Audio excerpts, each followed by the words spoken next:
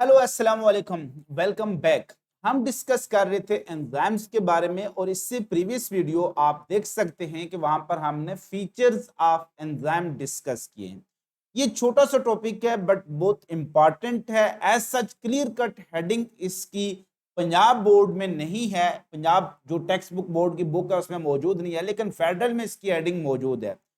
तो ये टॉपिक जो हमारे पास है वो टाइप्स ऑफ एंजाइम्स के बारे में है। ठीक है दोस्तों, आज हम डिटेल में डिस्कस करने जा रहे हैं कि एंजाइम्स की टाइप्स कौन कौन सी हैं और एंजाइम्स की टाइप्स के वाले से हम किस तरह से उनको क्लासिफाई करेंगे, क्योंकि डिफरेंट क्लासिफिकेशन है इनकी। जो एक वैलिड साइंटिफिक क्लासिफिकेशन है वो हम डिस्कस करेंगे। 6 बड़ी क्लासेस है एंजाइम्स की, लेकिन इससे पहले हम एपो एंजाइम, को एंजाइम इनको जरूर डिस्कस करेंगे कि ये क्या है। Extra cellular enzyme, intra cellular enzyme, इनमें डिफरेंस क्या है। जो हमारा टॉपिक है आज का वो है टाइप्स ऑफ एंजाइम्स।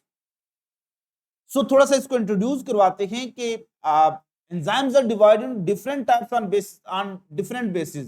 यानी बुनियाद आपकी चेंज हो रही है तो आप जितनी इसकी बेसिस चेंज करते जाएंगे टाइप्स चेंज होती जाएंगी।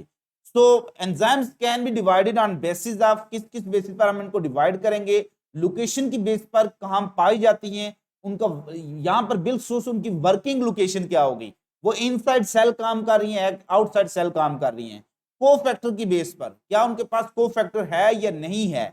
नेक्स्ट, मैकेनिज्म ऑफ एक्शन की बेस पर कि उनका एक्शन क्या है, वो हाइड्रोलाइसिस शो करती हैं, वो आइसोमरेसिस हैं, वो ऑक्सीडेसिस हैं, वो हाइड्रोलाइसिस हैं। ये इनका एक्शन, मैकेनिज्म ऑफ एक्शन क्या है, जो कि एक साइंटिफिक क्लासिफिकेशन है। आगे हम इसको डिस्कस करेंगे। सबसे पहले on basis of location, location की बेस पर एंजाइम्स को हम क्लासिफाई कर रहे होते हैं दो ही कैटेगरी में। देखें, या एंजाइम सेल के अंदर काम कर रही होंगी या सेल के बाहर काम कर रही होंगी। जब मैं बात करता हूं सेल के बाहर की तो स्टूडेंट अक्सर सोचने लगते हैं कि सेल के बाहर क्योंकि एंजाइम काम ही कहां करती हैं with in the living organism, तो सेल के बाहर कहां काम करेंगी।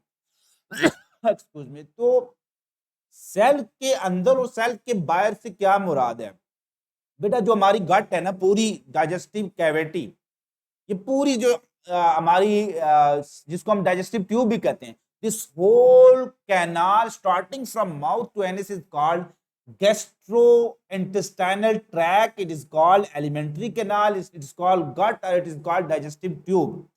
इस ट्यूब के अंदर में खाली जगह होती है, देखें ट्यूब है ना अंदर के खाली, जो इसको कहते हैं ल्यूमन। तो सारी डाइजेस्टिव एंजाइम सेल के बाहर आकर उस ल्यूमन खाली जगह में काम करती हैं।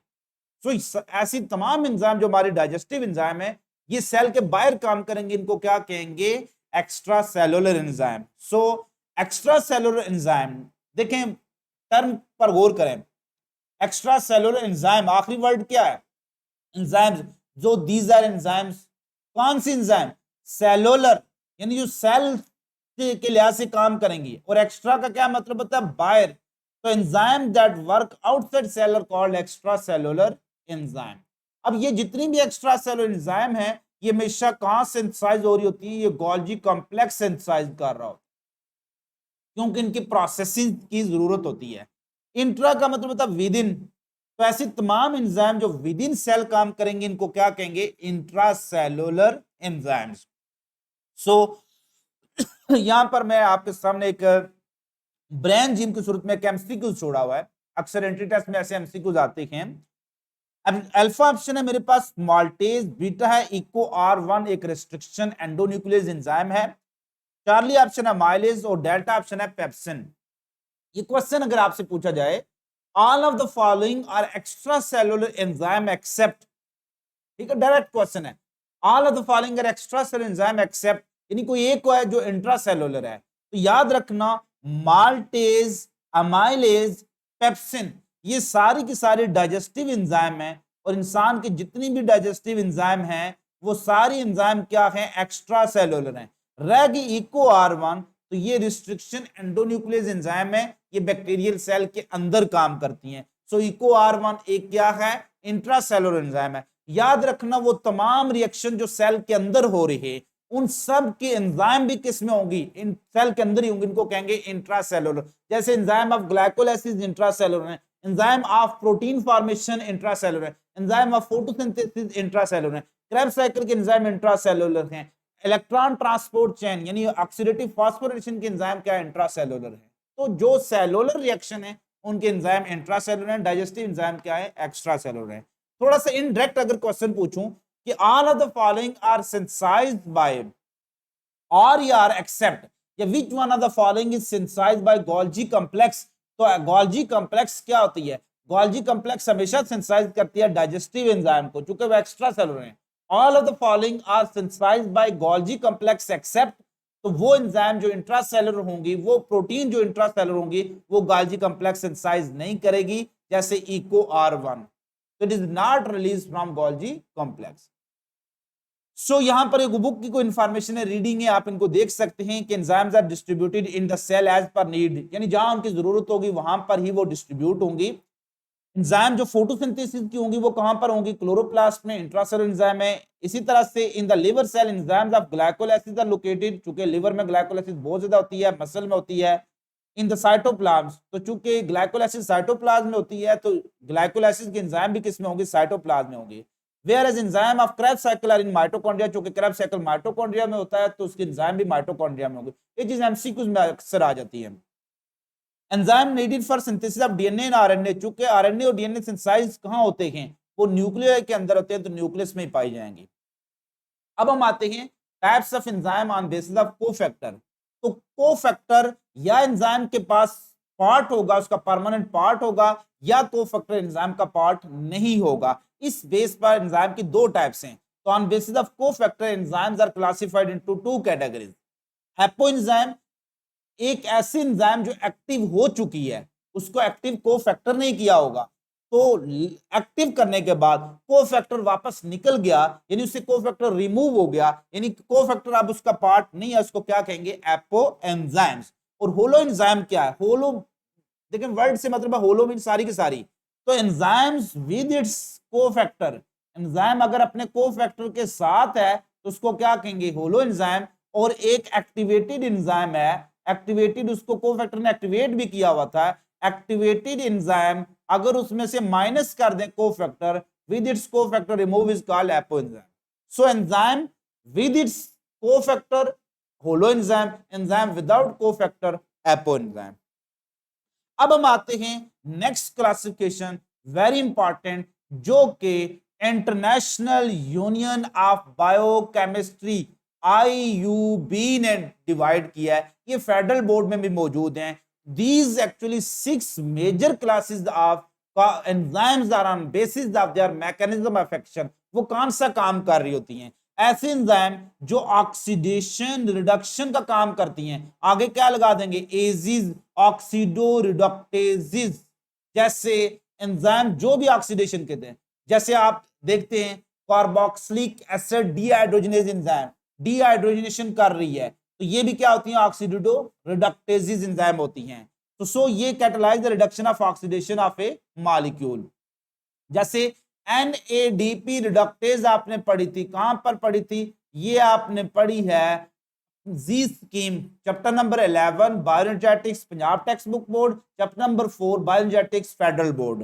ट्रांसफरेजिज नाम से ज्यादा ट्रांसफर कर रही होती हैं, वो एक ग्रुप को, किसी भी ग्रुप को एक मॉलिक्यूल से दूसरे मॉलिक्यूल में ट्रांसफर कर रही होती हैं। तो they catalyse the transfer a group of atom from one molecule to another, जैसे transfer of phosphate between ATP and sugar. देखें कुछ ऐसी होती हैं जो कि शुगर में से ATP, जैसे PEP है, फास्फोइनोल पायरुवेट, तो एक एंजाइम है जो फास्फोइनोल पायरुवेट काइनेज एंजाइम, वो क्या करेगी, इसका फास्फेट यहां से उठाकर ADP में ऐड कर देगी, तो क्या बन जाएगी, ATP। तो चूंकि उसने क्या ट्रांसफर किया, ग्रुप ऑफ एटम्स, यानी H3PO4 पूरा उसने ग्रुप शिफ्ट किया, इसलिए इसको क्या कहेंगे, that is called transferase enzyme. ठीक है। हाइड्रोलेसिस, एक हाइड्रोलाइसिस है और एक हाइड्रोलेसिस एंजाइम। ठीक है। हाइड्रोलेस ये टर्म बाज़ औक़ात ऐसे भी यूज होती है, हाइड्रोलाइसिस से निकला है हाइड्रोलेसिस। वो एंजाइम जो हाइड्रोलाइसिस करेंगे इनको क्या कहेंगे, हाइड्रोलेसिस। क्लियर। तो ये हाइड्रोलाइसिस करेंगी, सारी की सारी डाइजेस्टिव एंजाइम क्या होती हैं, हाइड्रोलेसिस होती हैं। माल्टेज, सक्रेज, अमाइलेज, ये सारी की सारी क्या, न्यूक्लियस, लाइपेज, ये हाइड्रोलेसिस होती हैं। आइसोमरेसिस नाम से जाहिर है ये आइसोमर बनाएंगी, ठीक है, वो 3 फास्फोग्लिसरेट को 2 फास्फोग्लिसरेट में कन्वर्ट कर सकती हैं, ग्लूकोज 6 फास्फेट को फ्रुक्टोज 6 फास्फेट में कन्वर्ट कर सकती हैं। So the enzymes that are involved in conversion of molecule into isomer, उनको क्या कहेंगे? आइसोमरेजेस। लाइएजेस, ठीक है, लाइएजेस और हाइड्रोलेजेस में फर्क है। हाइड्रोलेजेस जो होती हैं ये actually break down of bond करती है विद एडिशन ऑफ वाटर, यानी वाटर ऐड करेंगी और फिर तोड़ेंगी। तो हाइड्रोलेजिस हाइड्रोलाइसिस के जरिए ब्रेक डाउन करती हैं। लेकिन अगर वो ब्रेक डाउन कर रही हैं, जो these are enzyme which break double bond and add some small molecule, उसमें स्मॉल मॉलिक्यूल ऐड करेंगी लाइक वाटर और NH2 एंड उसको या उसकी एलिमिनेशन करेंगी, वो उसके एलिमिनेशन करके वापस क्या बनाएंगी? कोई बॉन्ड बना रहे हैं, इनको क्या कहते हैं? लाइएजिस। ठीक है, नॉट इन्वॉल्विंग हाइड्रोलाइसिस और ऑक्सीडेशन, ये हाइड्रोलाइसिस इसमें शामिल नहीं होगा। यानी हाइड्रोलाइसिस के अलावा जो ब्रेक करती हैं they actually involve in breakdown of bond, और यूजुअली ये पानी ऐड नहीं करती हैं। तो वो एंजाइम जो बॉन्ड ब्रेक करती हैं बाय एडिशन ऑफ वाटर, वो हाइड्रोलाइसिस होती हैं। जो by addition of other molecule करती हैं उनको क्या कहती हैं? या without addition of other molecule करती हैं, उनको लाइगेज कहते हैं। लाइगेज का मतलब होता है जोड़ना, जैसे ओकाज़की की फ्रेगमेंट को जोड़ने वाली एंजाइम थी डीएनए लाइगेज, तो enzyme that join two molecule these are called ligases. ठीक है, तो ये थी हमारे पास एंजाइम की क्लासिफिकेशन। नेक्स्ट वीडियो में हम डिटेल में डिस्कस कर रहे होंगे इनहिबिटर वाले टॉपिक को। अपना बहुत ज्यादा ख्याल रखिएगा, खुश रखिएगा, दुआओं में याद रखिएगा। मिलेंगे एक छोटी सी ब्रेक के बाद। अल्लाह हाफिज, अल्लाह ने